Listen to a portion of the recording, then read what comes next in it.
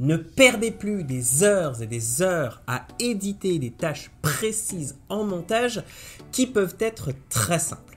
Aujourd'hui, je vous montre 5 astuces avancées dans Filmora qui vous feront gagner beaucoup de temps et feront de vous un meilleur créateur de contenu. C'est parti!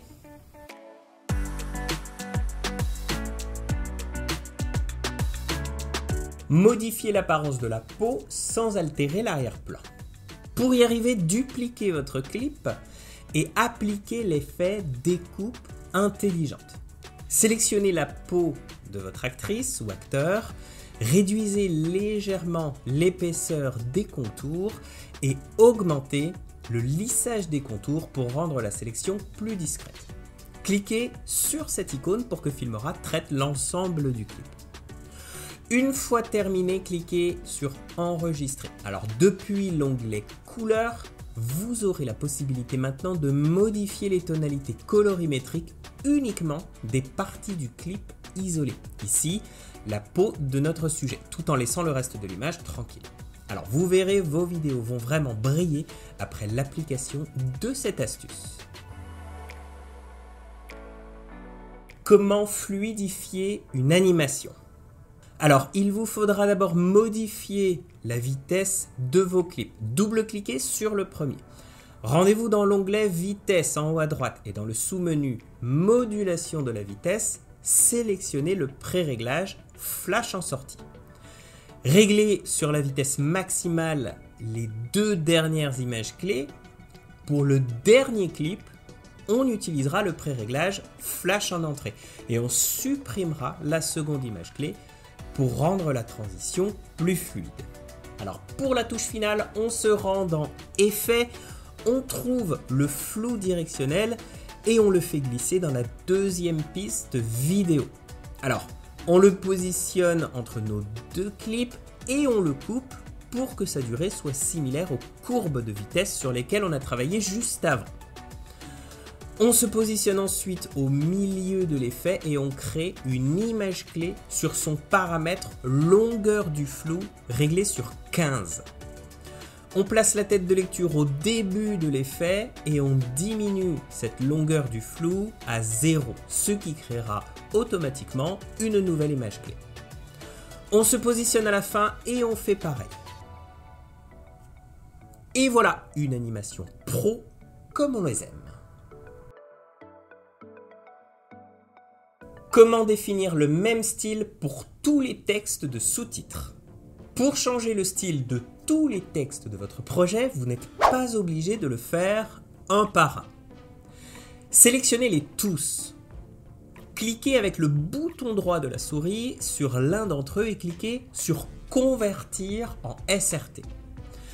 Un seul clip texte sera alors créé que vous pourrez modifier en double-cliquant dessus.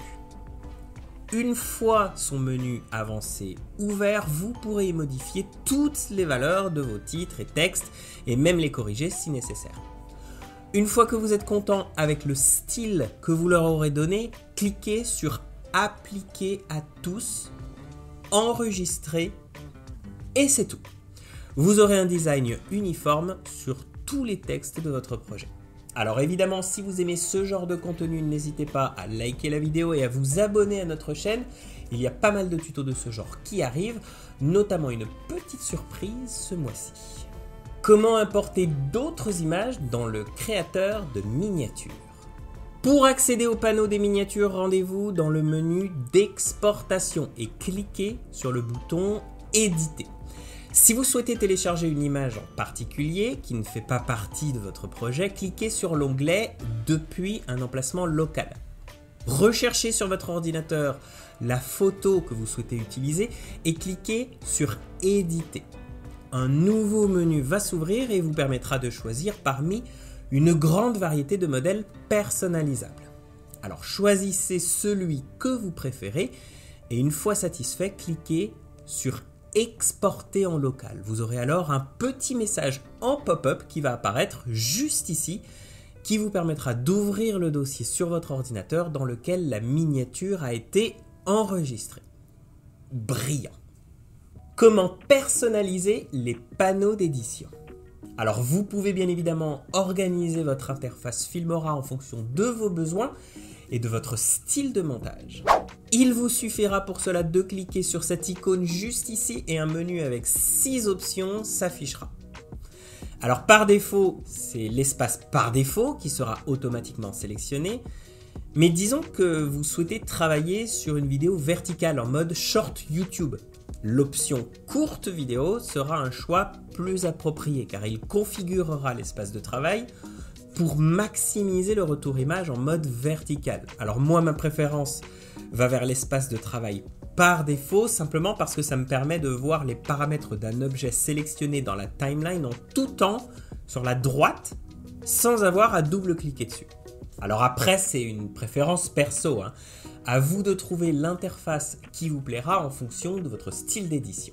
En tout cas, si vous souhaitez en savoir plus sur les différents panneaux d'édition que nous mettons à votre disposition dans Filmora, n'hésitez pas à cliquer sur cette vidéo. Merci en tout cas d'avoir regardé cette vidéo jusqu'au bout. N'hésitez pas à la liker si elle vous a plu. Moi, je vous laisse tous les liens pour télécharger Filmora dans la description et je vous retrouve tout de suite dans les commentaires.